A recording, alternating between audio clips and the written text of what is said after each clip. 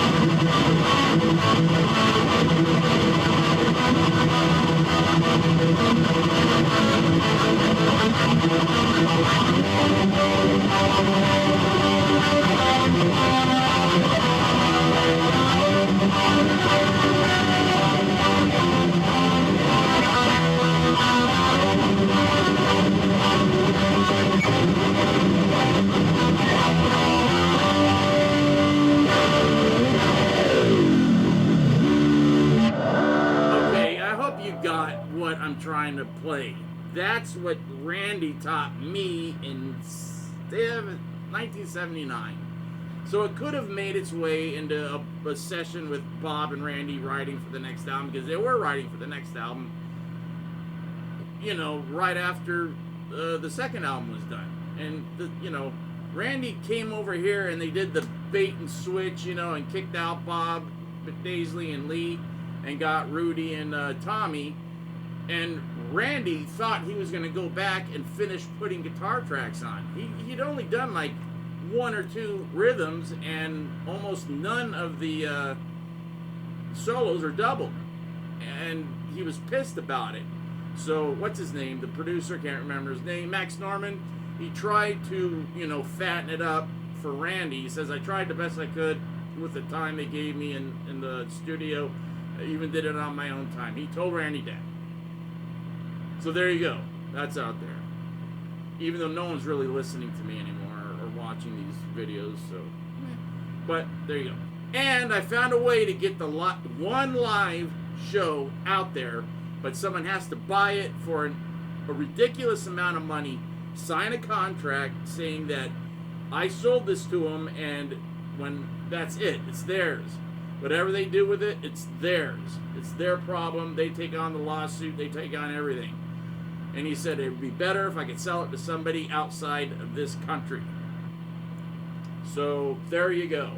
That's the only way I can get out one of those shows we've figured out so far.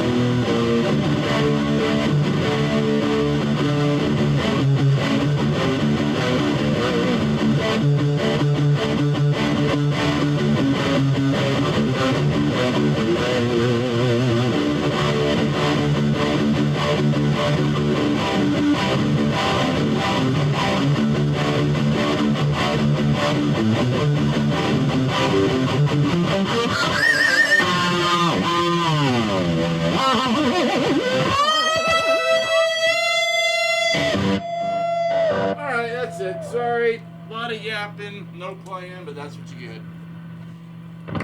You never know. So let's see if this satisfies anybody. Probably.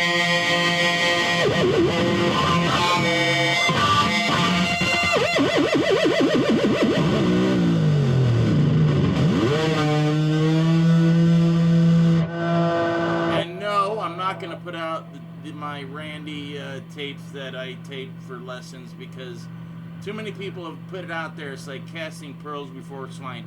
There's too much of it out there already. What do you need to hear mine for? And to be honest, it's personal. You know, it's me and Randy talking sometimes. And I don't want you guys, I don't want everybody to hear that. I shouldn't say you guys because there's some out there are very cool. Some of you out there are not very cool. So, you know, I'm just going to keep them for now to myself.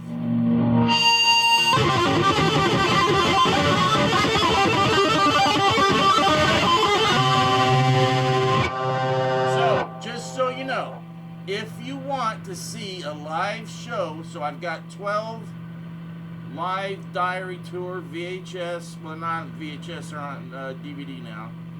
I'll sell one, but there's a contract that's being drawn up by my attorney that does my music stuff, that it's once I sell it, it's out of my hands. You do whatever the hell you want with it. That's the only way I can get it out there, but it's not going to be cheap. Not going to be cheap. Because I came up with this because there's a guy that had a bunch of every Kiss performance from the very first Kiss show to the Alive tour. Oh no, the beginning of the Destroyer tour. He had every show they ever played on 1/4-inch stereo tape, and Kiss would not.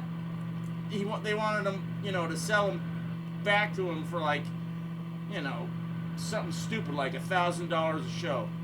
He said, no way, no friggin' way, because you're gonna turn around and make $1 million off it. And this was like when they were releasing those DVDs and stuff. So what he eventually did is he found out that there's a lot of people with a lot of damn money that are Kiss fans, and he sold them off to a few of those people, and he made a ton of money and retired. So there you go. I'm not doing this to retire. I just am going to sell one to get it out there, and then this guy can put it out, and then there'll be that one show, and everybody will be happy. Won't they? Yes. Okay, good night.